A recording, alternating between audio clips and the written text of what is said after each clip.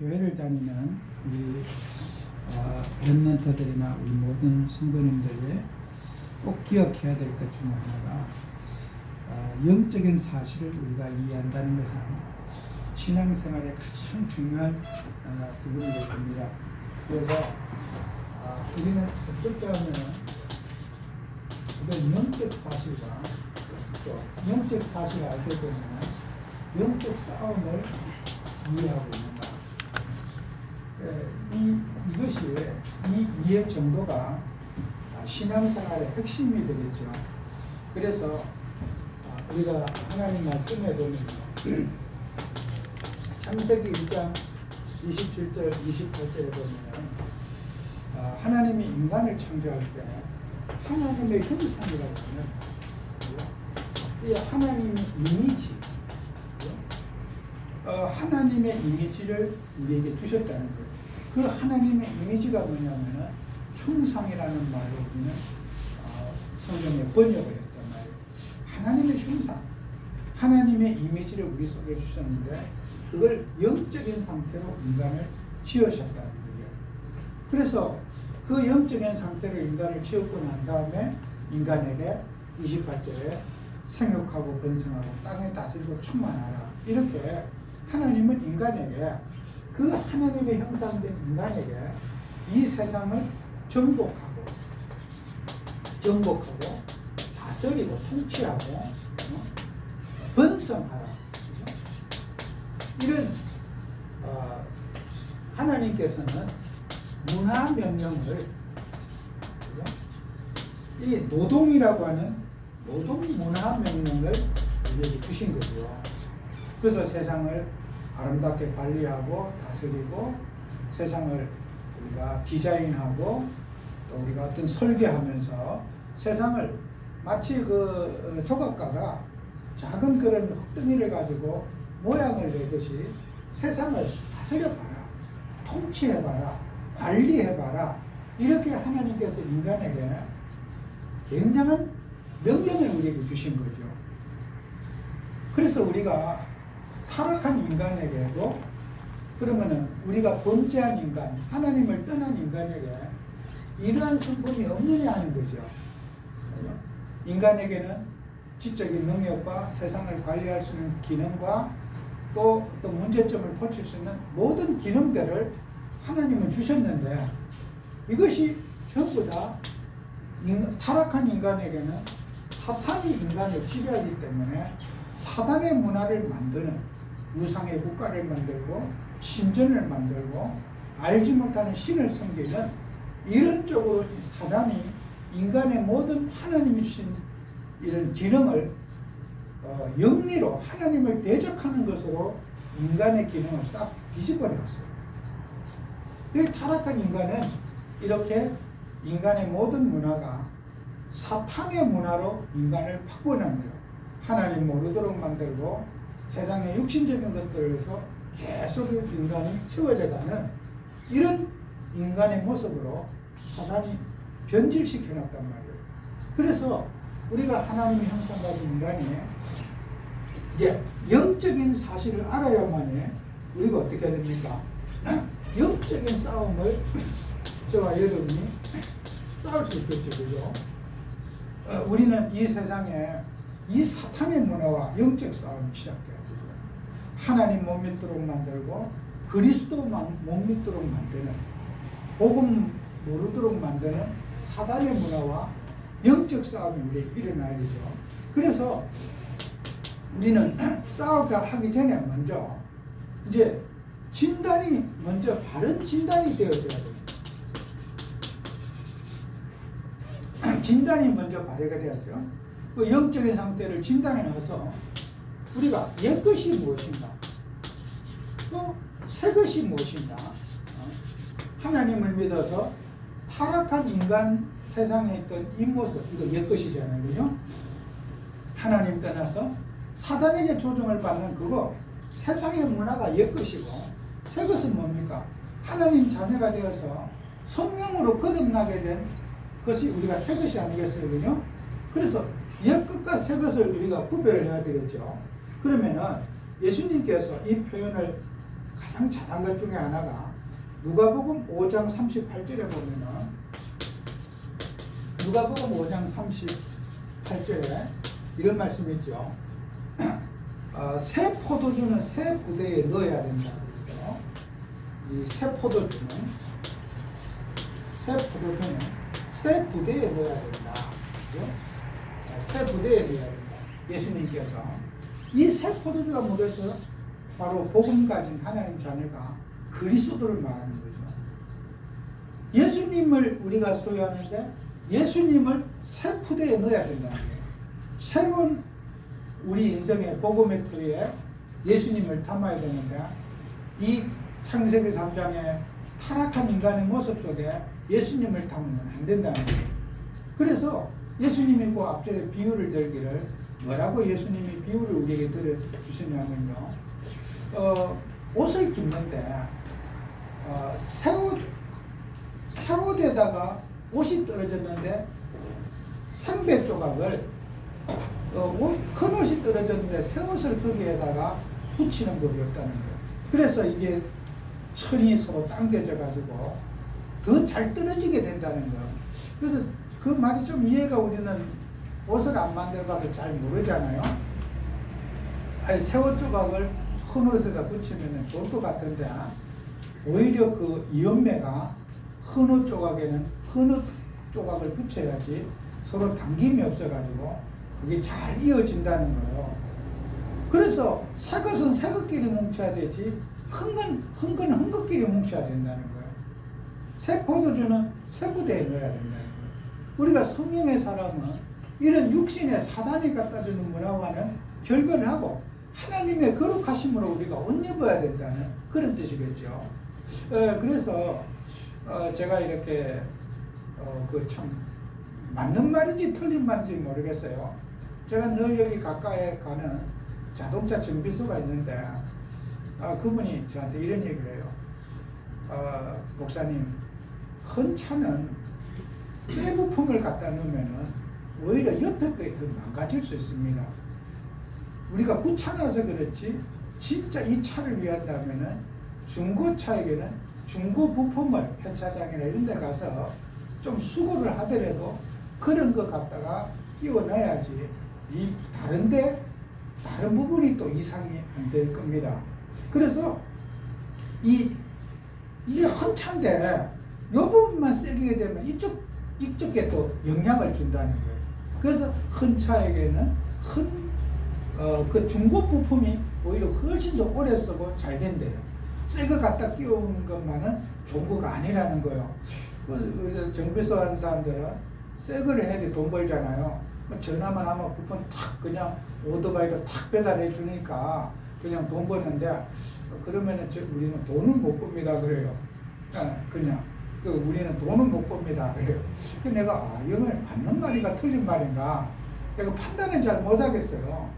그래서 기본상 새 걸 갖다 끼우면 좋지만은 이 헌 차에는 헌 부품을 끼우는 게 훨씬 더 이렇게 다른 부품에 안 된다는 거예요.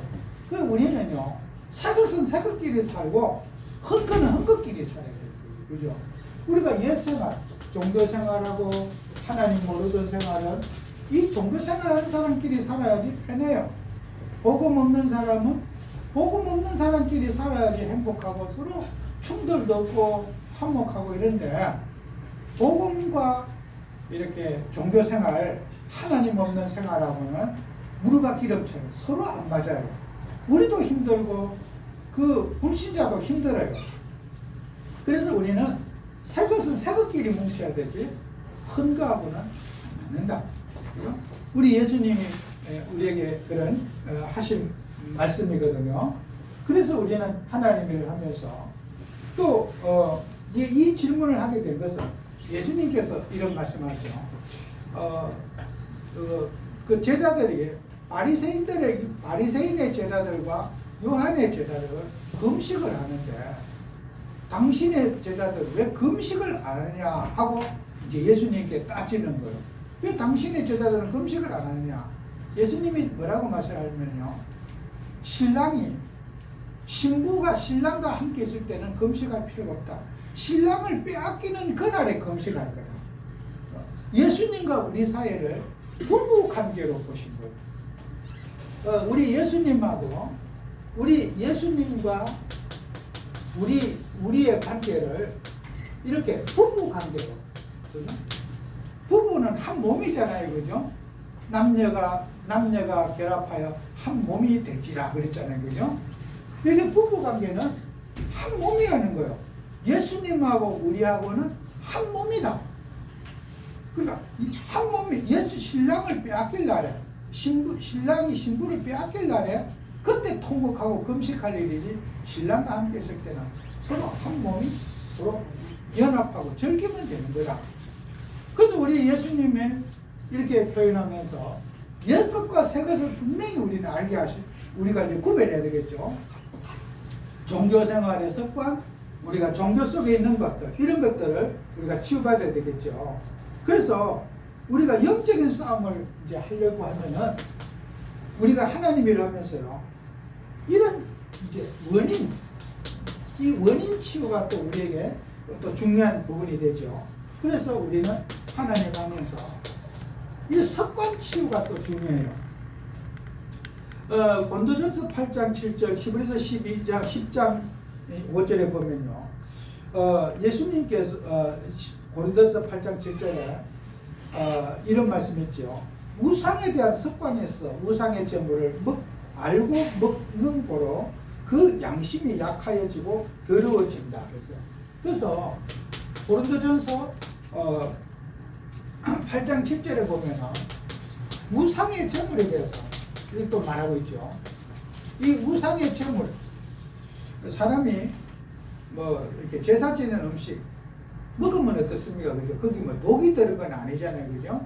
그런데 옛날 시대에는 이렇게 죄를 들고 나서 그 고기를 팔았어요, 시장에 가서. 그래서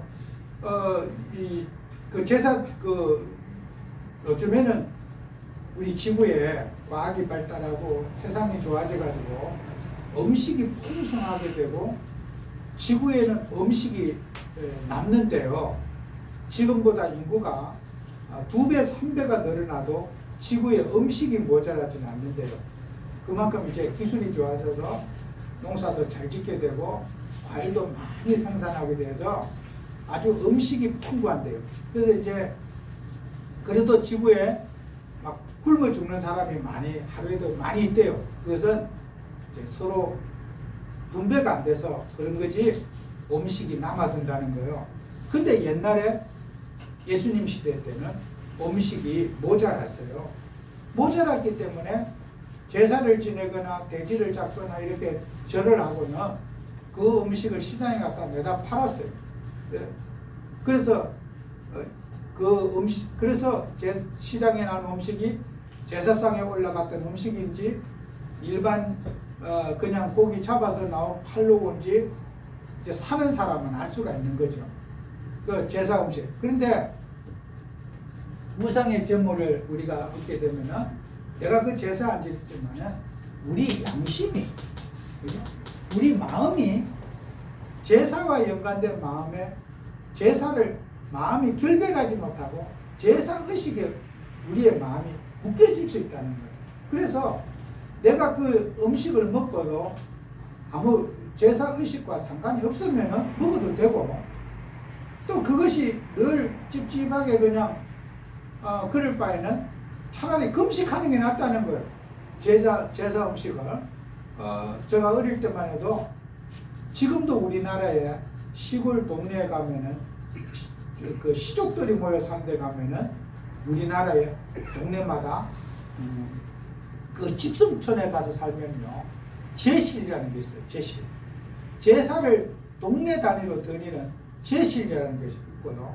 그리고 이제 그 종종에서 그 땅을 이렇게 제실에다가 만들어 가지고 제사 업무만 할 수 있도록 농사도 짓고 자기가 먹고 사는 그런 그 제실들이 시골의 동네마다 있어요. 지금도. 그러면은 그때는 음식이 귀하기 때문에 제사 음식을 할 사람들은 제사 중심으로 그 시족이 운영이 되는 거예요. 그래서 뭐 추석이나 또 설이나 명절 되면요, 온 그 마을 단위로 한꺼번에 공동 제사를 드리게 되는 거죠. 추수를 하고도 마찬가지고. 이게 우상의 문화가 습관이 되는 거예요. 그럼 우리는 이런 것들을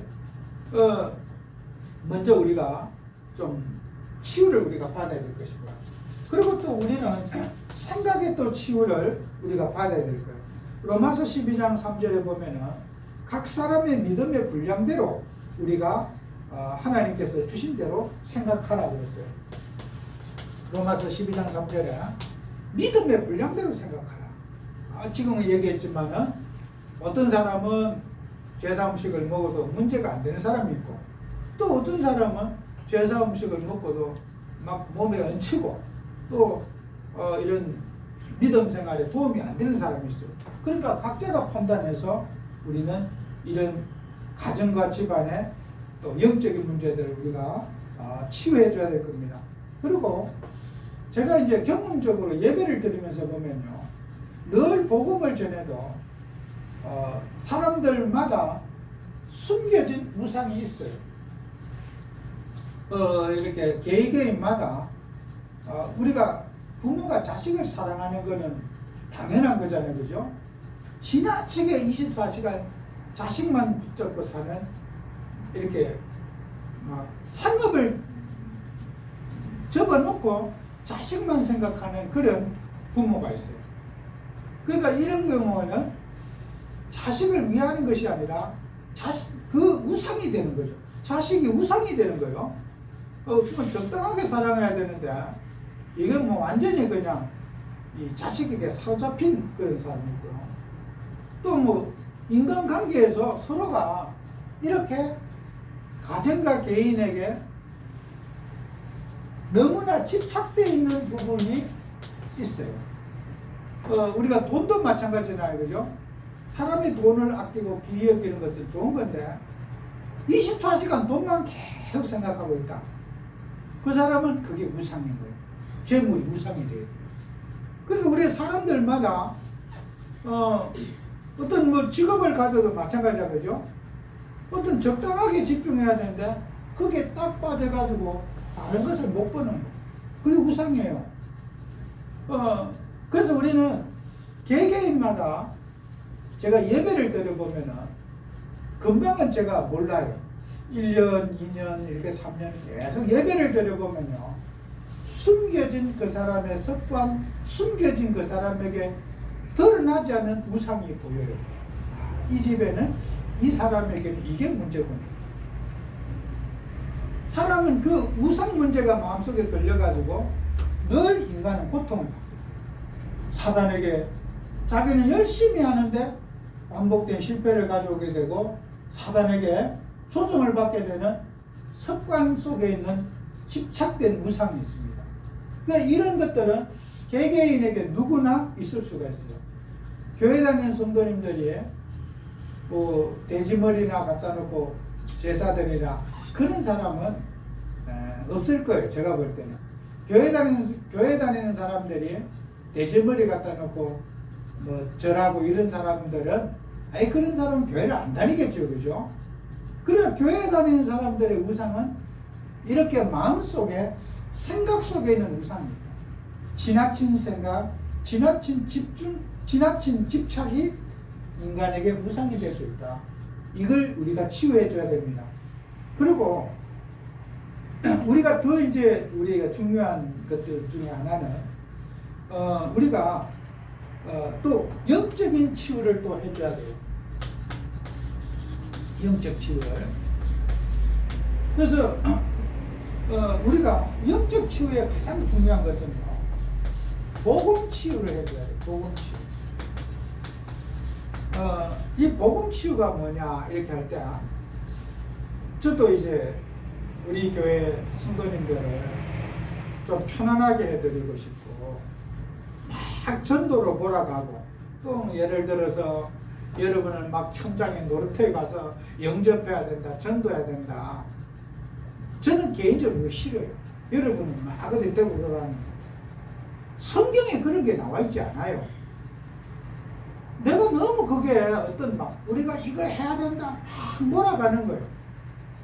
저는 제가 그걸 이렇게 이런 분위기 속에 하면서도 제가 제일 부담스러워요. 성경에 그런 게 있습니까? 성경에는 그런 게 없어요. 성경에는 전도는 되어지는 것이 없고 전도를 말하지 않는데 전도가 되었고, 성경에 우리가 사복음서나 이 사도행전을 보면요, 전도하려고 돌아다니는 게 아니라 하나님의 은혜 속에 그리스도로 은혜 받고 기도하고 있으니까 저절로 사람이 만나지게 되고 전도의 문이 열렸고 사람이 구원을 받게 된 거예요. 그러면 오늘 성경에서 말하는 전도를 우리가 한번 해보면 어떨까? 우리 교회가 이러나 코로나 팬데믹 시대 때 우리가 진짜 전도할 수 있는 길이 아니냐. 전에 중이 전도하는 거 봤습니까? 전에 중이 돌아다니면서 막 부처님 믿으세요 그런 거 봤었죠. 저는 지금까지 한 번도 못 봤어요.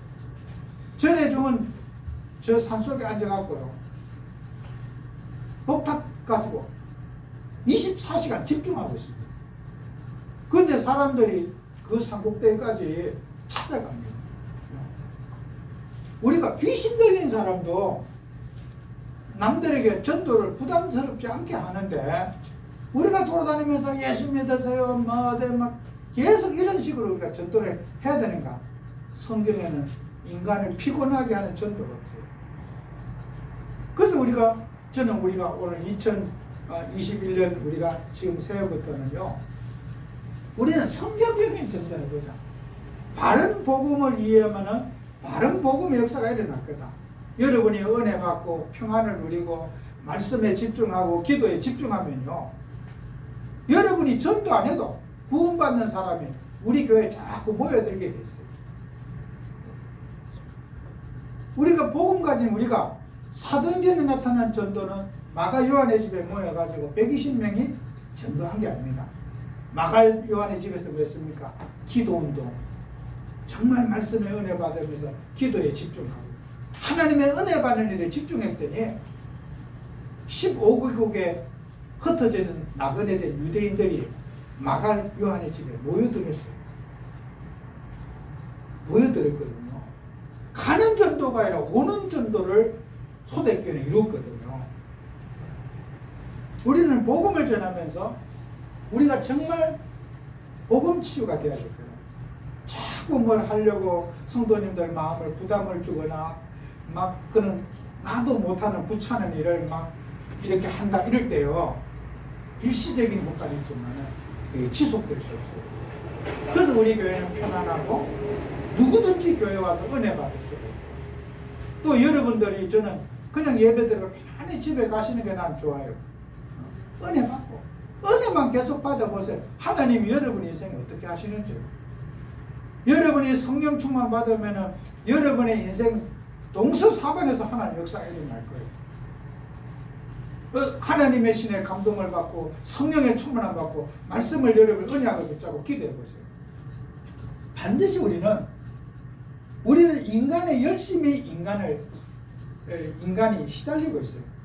그래서 우리가 하나님 떠난 인간의 의지가 항상 이 사탄의 의지가 인간에게 이 의지가 마귀의 인도를 받아서 문제가 되는 거예요. 내 의지가 아닌 하나님의 의지가 우리 교회에 나타나도록, 하나님의 의지가 여러분의 인생에 나타나도록 우리는 기도하고 은혜 받으시단 말이에요. 그래서 우리는 복음 가진 우리 전도자들은 정말 어디 가서도 기쁨을 주고 평안을 주고 마음에 좀 이 복음을 누리게 되면 여러분에게 당장 오는 게 여유가 오거든요. 그 여유가 있고 여러분의 마음에 행복하고 그 속에서 우리가 하나님의 인도를 받아야 되는데 뭔가 하려고 자꾸 덤비는 거예요. 해야 된다. 이거 해야지 된다. 이거 안 해도 돼요. 여러분은 복음 속에서 하나님의 자녀의 신분 누리고 권세 누리면서 여러분은 이 그리스도의 언약을 확인하는 복음의 뿌리 내리는 우리가 돼야 돼요. 그래서 우리가 영적으로 시달리는 사람 마음이 불안하고 조급하죠. 여유가 없잖아요. 막 그냥 분주하고 불안하고 이게 영적인 문제를 가진 사람들은 마음에 여유가 없어요. 그래서 우리가 여러분이 이 영적인 치유를 받기 위해서는 다른 사람을 따지지 말고 여러분 자신들의 반복된 행동을 메모하는 습관을 길들여야 되죠. 반복된 습관을 메모하는. 남은 우리가 볼 수가 있는데 내 자신은 어떤 사람인가. 여러분이 여러분 마음에 한번 메모를 해보시는 게 굉장히 중요해요. 그래서 옛날에는 우리가 일기 같은 것도 쓰잖아요. 그죠? 어린애기들 일기도 쓰지만은 뭐 일기를 써봐도 오늘 날씨가 좋았다 나빴다 뭐 쓸 게 별로 없잖아요. 그죠? 내 마음의 변화를 제가 예전에 어느 심리학 책을 봤는데요. 그 심리학에 치니까 마음의 지도가 있다는 거예요. 마음의 지도.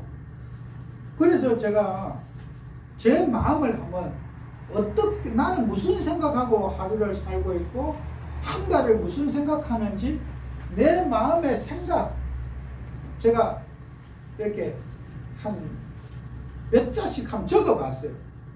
가끔 매일 적지도 않고 가끔 적어봤어요. 내가 예를 들어서 살다 보면은 어떤 기분 나쁜 게 있잖아요. 그죠? 그 기분 나쁜 걸 적어봤어요. 오늘 누구 때문에 기분 나빴던 거. 누가 나한테 말을 잘못 기분 나빴던 거. 그게 내 인생이라. 나는 항상 그런 말투만 나오면 그만 기분이 나쁜 거. 네가 남이 나를 무시했다. 그게 나의 영적 상태라. 상대방이 무시했기 때문에 내가 기분 나쁜 게 아니라 나는 기분 나쁜 구조를 갖고 있는 거야.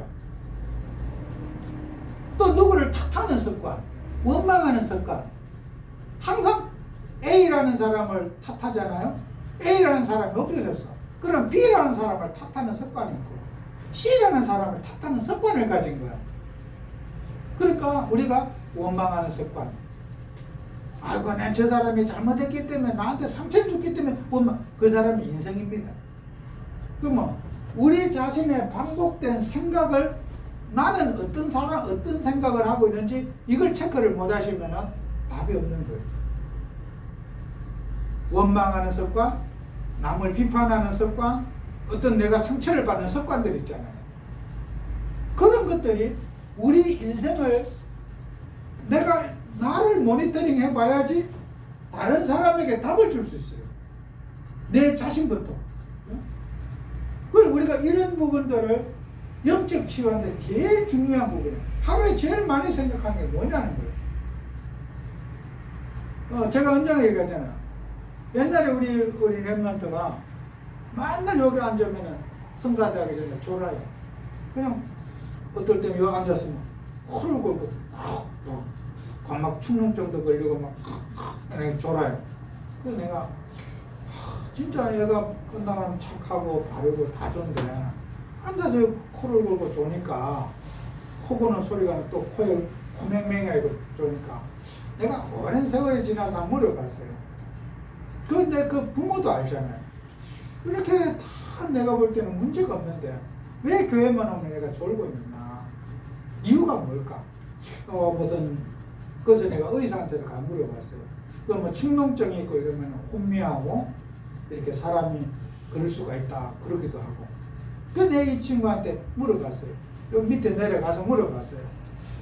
너는 하루에 무슨 생각을 제일 많이 하니? 물었더니 이 친구 하는 말이 그래요. 나는 엄마를 제일 많이 생각한대. 근데 그것도 그 엄마를 내가 잘 알거든요. 그 엄마가 착하고 뭐 기도만 하고 예배 잘 드리시고 이러는데 엄마를 많이 생각한다. 이 엄마에 대한 노리저가 딱 걸리는 거야, 이 아이가. 그래서 내가 그 엄마한테 얘기했어요. 지금 그때는 오래전에 얘기니까 그 엄마가 굉장히 율법적인 거야. 그 몇 시까지 돌아? 안 들으면 빗자루가 딱 부러지도록 펴버리는 거야. 그렇게 착한 엄마가 자식한테는 그렇게 막 감정적으로 폭력적인 거야. 이해가 안 가요. 믿어지지 않는 거야.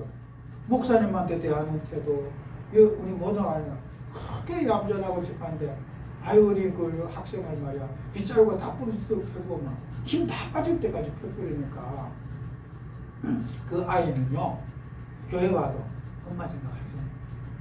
어디 놀아도 엄마 생각, 학교 가도 엄마 생각, 빨리 들어가야 돼. 늦으면 안 되는데. 어? 이 강박하는 거. 그 엄마한테 그 얘기를 했어요. 근데 그 아이가요, 엄마를 제일 신경한다. 그래도 엄마가 그 고백을 하는 거예요. 심지어 이제 한겨울에도 막 야단칠 때는 팬티비가 바깥에 내 쫓아버리고 이랬대. 못 들어가면 딱 그래 잠그고. 무섭더라고. 와, 아줌마들 대단하다 진짜. 막 진짜 내가 모르는 부분이 있구나. 그래 예배를 오래 들으다 보면요, 그 사람이 시달리는 부분을요, 부모가 잘 되라고 그러는 건데 그 아이에게는 독약이 돼요. 예배도 못 드리게 되고 설교도 못 듣게 되고 늘 시달리게 되는 거예요. 부모가 그런 걸 알았으면 그 아이 영적 그렇게 하지 않았을 거예요. 그죠? 잘 되라고 그랬을 거예요. 그죠? 그러니까 우리가 하나님을 하면서요, 그런 부분 있잖아요. 내가 무시고 하는 행동인데 본인이 전혀 못 깨닫고 막 계속 가는 거예요. 그죠? 그 멀쩡한 아이가 정신병자 됐거든요. 얼마나 내가 그 착하고 귀한 우리 렘넌트입니까? 도대체 원인이 뭘까? 어떻게 보면 뭐 코를 수술해야 되나? 왜 이러느냐? 여러분이 생각해보세요. 이런 반복된 생활의 패턴과 습관이 있는데 이걸 그냥 숨겨놓고 남 탓이나 하고 자식 탓이나 하고 뭐 애비 닮았니 맨날 욕이나 했었고 이렇게 되면 답이 없는 거잖아요. 그죠? 애비 닮았고 행동 제따구로 한다고. 이게 애비 닮았죠. 그럼 뭐 자식이 애비 닮았지 누가 옆집에 아저씨 닮았겠어요. 근데 사람들은 막 그런 감정적으로 서로 미워하고 정오하고 이런 부분들이 현장에는 엄청 많아요. 그래서 오랫동안 예배들을 보면은 이 사람들이 반복된 패턴과 생활이 있는데 그 모든 것들을 체크해서 그리스도로 바꿔줘야 돼요. 복음으로 바꿔줘야 돼요. 복음에 집중하고 그리스도에게 집중하고 종교를 치유받게 하고 내 열심을 내려놓고 하나님의 은혜를 누리는 복음의 여유를 갖게 해줘서 애들 교육할 필요도 없더라고요. 그 애들이 얼마나 바릅니까? 착하고 부모 효도하고 뭐 얼마나 진짜 귀한 아들 됐습니까? 그러니까 우리가 하나님을 할 때 어떤 감정을 갖고 계속 생각을 끄고 자식을 쳐다보는 거야. 저놈은 저런 놈이라고. 그런데요, 그 사람 죽이는 생각이에요. 그 생각 안 바꾸면요, 진짜 이상해져 버린 거예요. 내가 볼 때 굉장히 애들이 멋있는 그런 사회인이 되고. 그래서 우리는 하나님을 하면서 반복된 생활을 메모해봐라. 내가 화낸 모습. 그걸 해보면 내 스스로 내가 그런 진단을 여러분이 할 수가 있을 거였거든요. 내가 어떤 모습으로 갖고 살고 있는지를. 그리고 그렇게 한 다음에 자신의 문제와 자신이 가진 문제와 거리두기를 해야 돼요.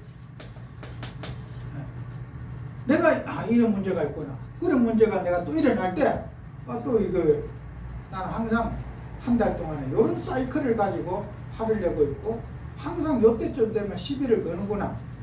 여러분이 그런 내 자신의 모습이 내가 반복된 늘 이런 생각도 하고 있구나.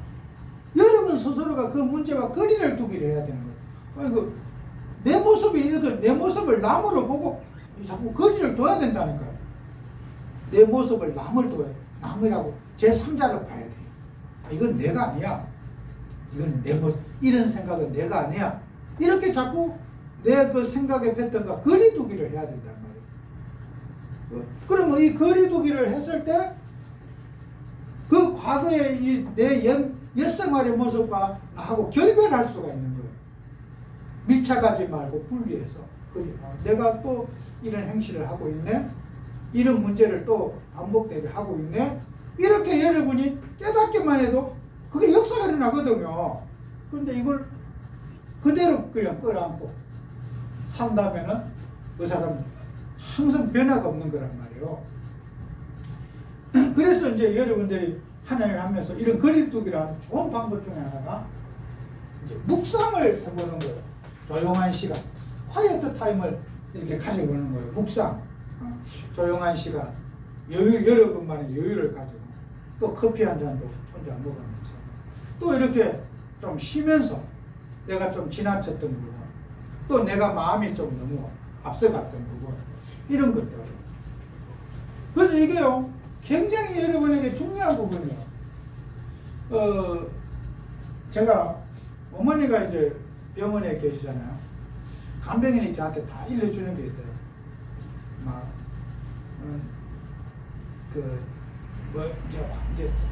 이제 방문자들, 누가 여기 와서 사람 죽은 것처럼 대성통곡 울어보면 얘기 다 해줘요. 누가 울었다고, 누가 나한테 다 보고요. 막 자기는 듣기 싫어 죽겠다 이거지.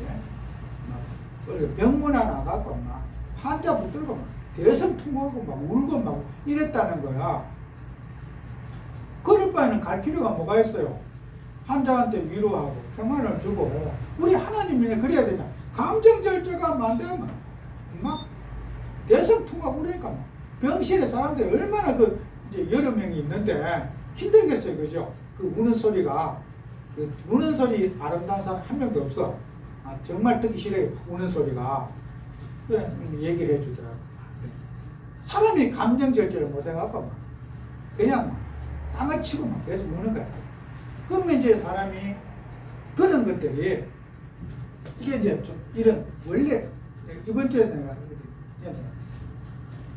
울면서 보지를 못하더라고. 한번 얘기했어. 너 봐라. 누구나 사람 보면 안타까운 게 있다. 그런 걸 절제하지 못하면 굉장히 힘들 거다. 막 그냥 감정을 어쩔 줄을 몰라요. 사람은 누구나 슬픈 것도 힘든 거 있잖아요. 근데 그걸 막 못 견디는 거예요, 사람이. 미꾸라지 소금 치는 것처럼. 그래가지고 가정생활하고 앞으로 시집가고 장가가 보세요. 아주 골치 아픕니다. 마음에 막 이게 업다운이 너무 심해가지고 같이 사는 사람 피곤해요. 그래서 여러분은 묵상을 해봐요. 내가 왜 이런가? 심호흡도 깊이 하고 또 내가 이럴 때 좀 마음을 좀 진정시킬 줄 아는 거예요. 그런 걸 여러분이 자꾸 이제 그걸 유전이라고 몰지 말고 묵상하면서 이런 걸 절제를 해보라고.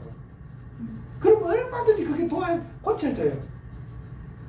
근데 이게 막 내 인생이라고 자꾸 고집할 말고 묵상을 통해 갖고 나를 진단해보는 이런 영적인 치유가 여러분에게 일어나줘야 돼요.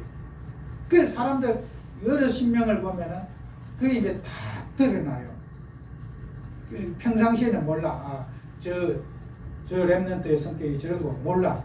근데 그런 환경에 보면은 그게 다 드러나요. 저걸 도와줘야 되는데. 여유의 시간을 주고 하나님 바라보는 시간을 주고. 하나님은 누구나 그 감정이 복받칠 때 있잖아요. 그죠? 근데 살다 보면 그럴 수도 있고 환경에 따라 그럴 수가 있어. 그걸 자꾸 나는 원래 그래 성격이라고 몰지 말고 노력하면은 얼마든지 사람은 그런 것들에게 좀 관리가 됩니다. 그래서 여러분이 복음을 가지고 여러분들 이런 것들을 좀 치유해 나가는 여러분이 되고, 어떻게 보면 우리가 남을 치유하지 말고 내 자신을 한번 치유해보는 그 방향을 잡으시는 게 중요해요. 맨날 남의 문제만 갖고 저 사람 문제야, 그건 틀린 거예요. 어쩌면은 내 문제를 진짜 알고 있는 사람은 남의 문제 갖고 탓을 안 해요. 내 문제를 모르기 때문에 맨날 남 문제만 갖고 그러는 거죠. 내가 이런 문제를 내가 넘어서고 치유받아 그런 고민하는 사람은 남 문제 갖고 그렇게 신경 안 써요. 참 저분이 힘들겠구나. 내가 이렇게 힘든데 저분도 힘들겠구나. 위로하고 싶지. 나는 괜찮은데 완벽한데 저 사람 이상한 사람이야. 그렇게 생각하지 않아요. 항상 여러분의 치유의 중심은 나를 넘어서고 나를 치유하는 쪽으로 방향을 맞춰야지 현장에 가서도 남을 위로할 수가 있어요. 내가 참 힘들었는데 저분도 저렇게 힘든 과정을 갖고 있구나. 위로해주고 그 사람을 살려줄 수 있잖아요. 그죠?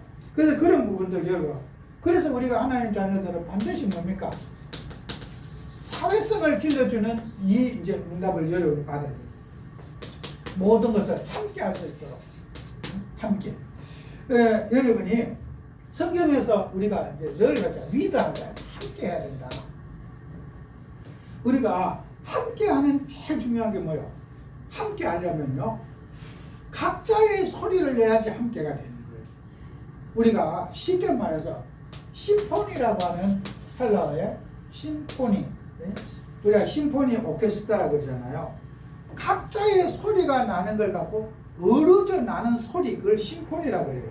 첼로를 켜는 사람, 바이올린을 켜는 사람, 또 뭐 피아노를 치는 사람, 여러 악기가 각자의 소리를 내는데 조화가 딱 되는 거예요. 그걸 갖고 심포니라 그래요. 조화. 그래서 우리가 그 심포니라는 말이 그 어원이 헬라어에서 나온 거예요. 오케스트라. 어울려서 나는 소리, 각자의 소리를 낼 수 있어요. 그게 함께거든요. 여러분, 함께가 뭐야? 나 중심으로 함께. 이러면은 그거는 분열이 일어나요. 가정도 나 중심으로 함께 가면 안 돼요. 모두가 각자 개성이 있는데 하나가 되는 거예요. 조화해서 함께 할 수 있는 거. 그게 가정이지. 부부가 결혼해도 당신은 나하고 생각을 같이 해야 돼. 그 생각을 가진 때부터 싸움이 일어나는 거예요. 아내는 아내의 생각이 있고 남편은 남편 생각이 있는 거지, 자식은 자식 생각이 있는 거지. 그게 같아질 수 없는 거예요. 그래서 우리 여러분은 항상 함께라는 말을 기억해야 돼요. 함께는 각자의 소리가 나는데 하나가 됩니다.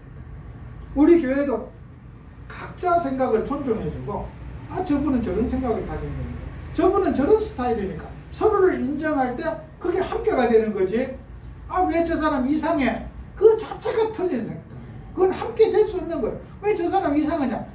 그 마음을 가진 그 자체가 벌써 나는 함께를 깨뜨린 사람이에요. 내가 저 사람을 판단하고 정죄했어. 그 자체가 함께를 깨뜨리는 문제. 그죠?